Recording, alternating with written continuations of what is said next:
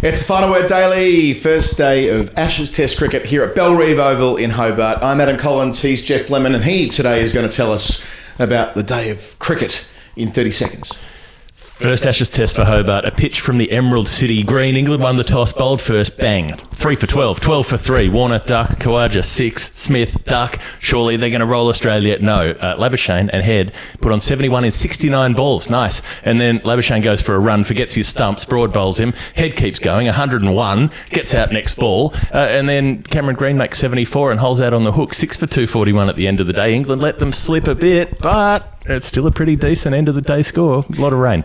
A really interesting first day of Ashes Test cricket here at Hobart. Bellerive Oval, gorgeous place for it. 9,002 people came through the gates today. It was a sellout of 14,000, but a combination, I suppose, of COVID hesitancy and a bit of rain in the air might have kept a few people away. But those who did come saw a smashing effort from Travis Head, and I use that word advisedly, as he smashed the ball today, especially square of the wicket on the offside where he is so strong. He has definitely taken the next step as a Test cricketer. In all probability, Cameron Green has as well, making 74 again. The back-to-back half centuries. This time, it was in the first innings of a Test match. He'd failed to achieve that through his 8 Test matches so far. So they put on 121 in 149 balls, the majority of that between lunch and tea. And it all came after Australia lost 3 wickets in the first 45 minutes, 12 for 3, 3 for 12. And they had that rearguard partnership between Labuschagne and Head where they went at better than run a ball until Labuschagne ended up sort of with his front foot on 10th stump and losing his middle stump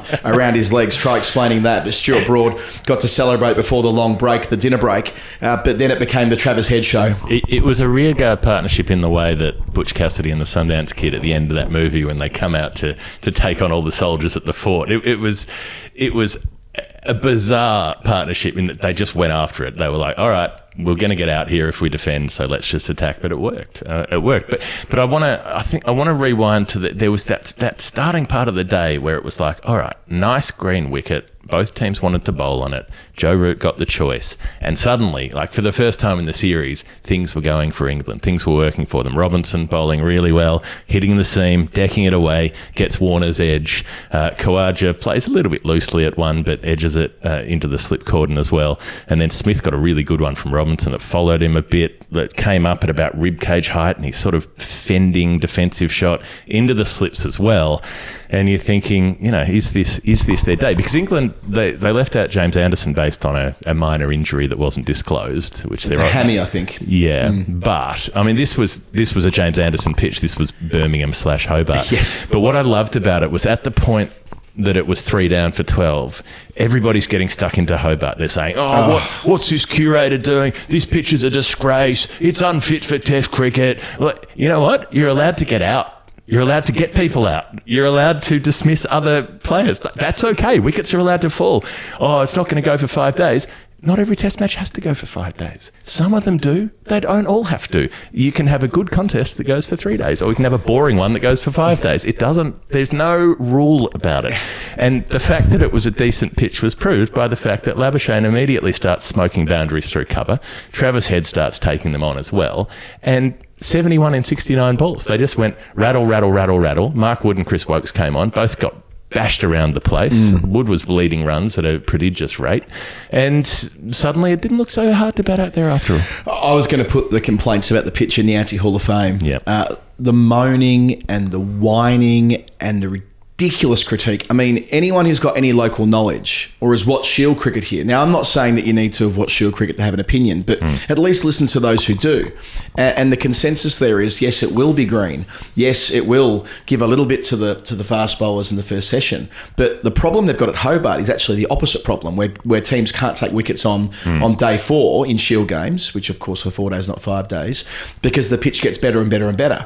So the incentive is there to insert a team, as England did, and to take advantage of that. Or you can bat first and back yourself to get through the first bit, and then you can cash in. So those who are slating the curator here, this pitch was underwater. This ground was underwater a week ago.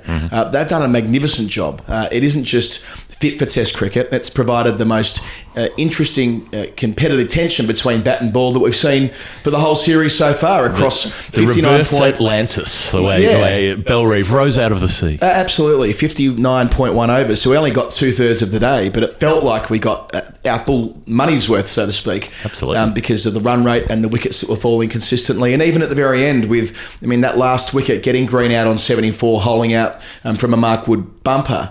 Even that gave one last twist that England would go to bed feeling like, yes, they didn't take advantage of their position of authority early on, but honours remain not quite even. I think Australia are ahead in the Test match, but if they have a good first session tomorrow, they might be able to wrest back parity. Well, Australia are ahead, but only because England's batting is suspect. Yes. And so that it's like England need to bowl beyond what is normally good in order to be competitive. So we're judging them on a skewed scale. But if you take you've got the three big guns, they're all out for 6 runs between them. That's a huge advantage. And what that means is that even though Travis Head made 100, even though Green made 74, England's into the lower order for under 250. That's a good position to be in a Test match. So I think there was too much emphasis from the English pundits on, oh no, they've blown this chance, as opposed to they've made sure that they could have been conceding 450 in the first innings, and they probably won't do that. So there was still something to it. And then what Travis Head does was amazing in itself, because he comes in at 3 for 12 and just goes on the counter-attack, just goes for gold. And this innings was really good. There were a couple of false shots, a few flirts, but I felt it was less streaky than the Brisbane 100. He was going after literally everything outside the off stump he played a shot to, which isn't usually advisable, but he was middling most of it. Back foot punch if it was short, on the front foot if it was full, driving through the covers, playing the pull shot, whatever was needed, he went on. And I've got a stat for you, which you will enjoy, I feel. Nobody across an Ashes series who has made as many runs as Travis Head has, he's leading the run scoring now. The only player to have made more runs than he's made in an Ashes series at a faster strike rate is Botham in 81. It's the only player in the history of the Ashes. That's a good one. I've been thinking quite a lot about it's not a low scoring series, but 349 runs for Head. I wonder whether that's the lowest tally of runs to be the highest in an Ashes series. Although he has averaged 70, but because he missed a test. And before today, no one had made 300 runs. And just on Head, we talked about this at Brisbane, I suppose, on the podcast when he made his 152. You do need to afford him a bit of latitude, because if you play the way he plays, which is swinging so bloody hard at the ball, when you're out of form, it's going to look ugly. You're going to nick a lot. And we've seen that when he's been out of form in the Test team before, when it's not going right. But when it is going right, you can see the way that Stuart Broad was throwing his head back at some of these, Clive Lloyd-esque shots through the offside, just absolutely clouting it. I suppose we've been waiting for 3, maybe 4 years for Head to take the next step, and he has absolutely taken the next step. Even just the language he used, I interviewed him before play today about where he was at when he was out of the team. And he kind of gave the answer about there being great communication between the coach and the selectors and him, and not ever feeling as though his spot was in jeopardy with Khawaja making runs and that squeeze with Marcus Harris.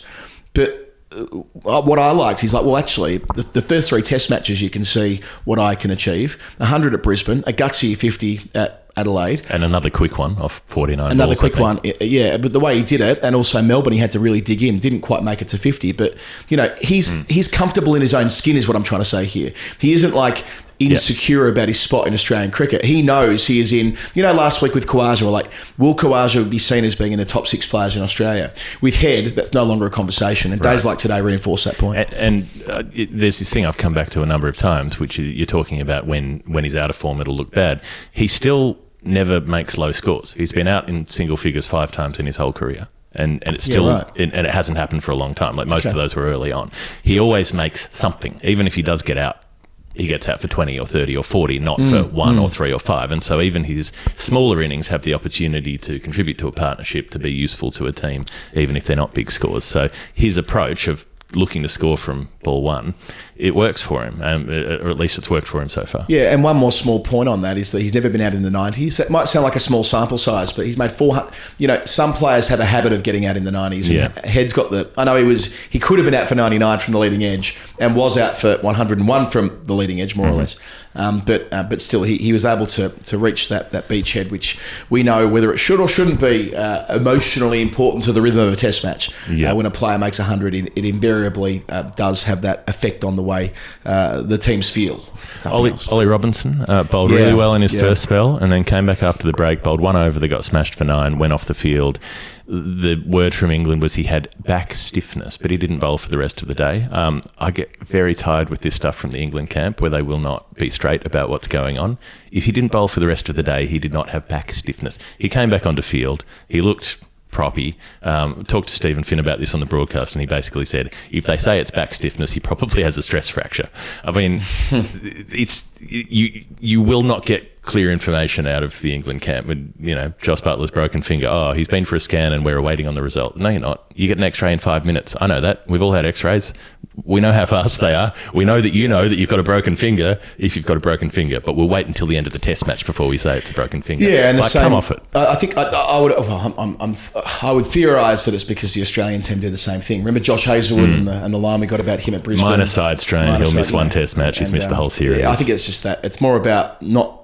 I doubt it's to do with us. It's probably more to do with the internal team rivalry there. Yeah, they don't want England to know that Hazlewood's out for the series because that might make them feel more cheerful. That's right, and the same might be the case for Robinson, who bowled so well early on. I mean, on a pitch that he's born to bowl on, at least at the start of play, and I stress this point, the first 45 minutes, you are permitted to have a pitch which is going to do plenty for seamers who can, with the pink ball under leaden skies and all the rest of it. It was like the perfect storm for a bowler like Robinson. But I felt for him. That first over he bowled after lunch. The first ball was 115 kilometres an hour. The second ball was 112. The third ball was 117. And by ball 4, we're like, Houston, we have a problem. Every ball in the over was, at sort of Darren Stevens' pace, not being derogatory around Steve-O, just like to give you some reference point if you're an England fan. And then he went straight down the race. He did come back on. And I wonder, just in terms of a bit of nuance around that back stiffness thing, he had a big tumble in front of the ponting stand. Yep. And I wonder whether back stiffness might have advanced a little bit after that, because he looked dreadful when he got back on his feet. So it might have got worse. He was off the field shortly thereafter. Didn't bowl again today. And yes, I mean, Joe Root's missing Ben Stokes. He hasn't got a frontline spinner. Had to bowl 10 overs of spin himself today. Missing Ollie Robinson. I mean, it might very well be the case that Robinson needs to come on and bowl some off spin.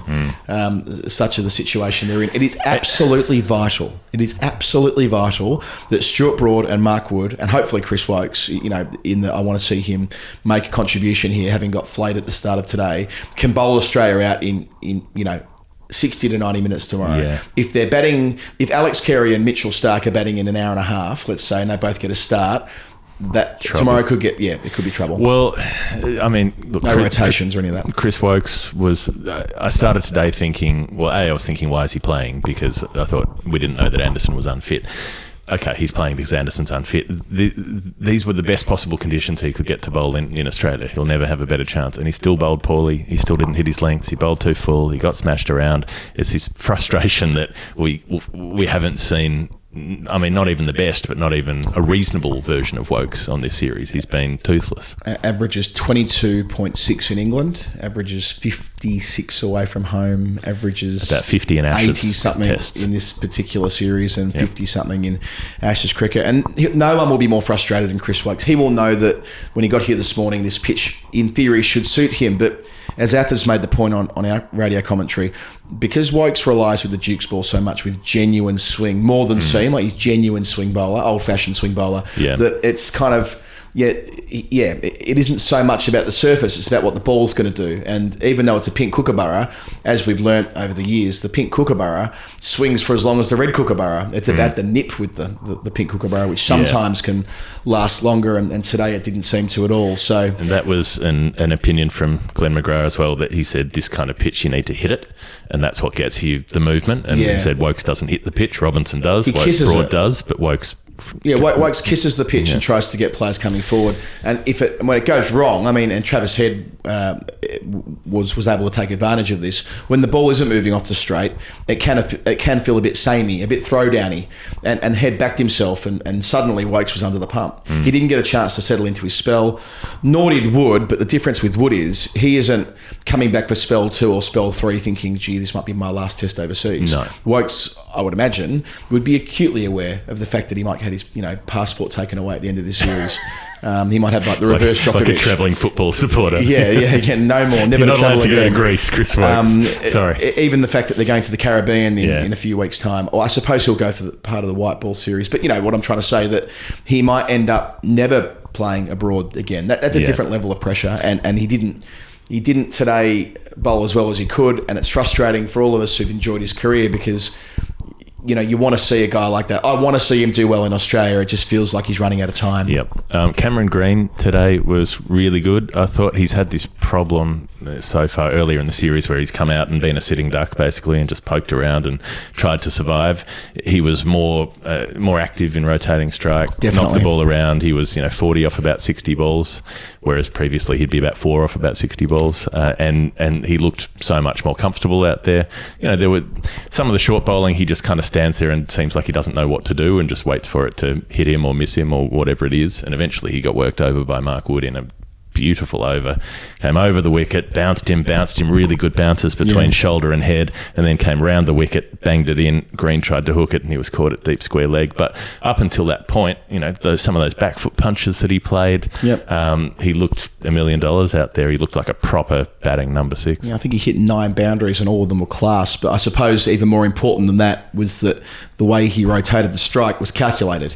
The way he and Head were running between the wickets. At one point, I think about 90 minutes into the middle session, they were going at 5.4 runs and over in that session. And that wasn't from them. I mean, I talked about how hard Travis Head hit the ball, but after lunch, it was a different kind of attack. Before lunch, they were going for it. They were trying to smack the ball hard. After lunch, it was just as important about having 4 men out and milking singles as they saw fit. And Green was up to that. He was equal to it. And earlier in the series, he did look like he was desperately just trying to occupy the crease and thinking that if I'm just here for 45 minutes or an hour, my luck will turn. And that was a little bit of the story last week in the second dig against England at Sydney. Yep. He hung in there, and then he went through the gears. Today it was like, no.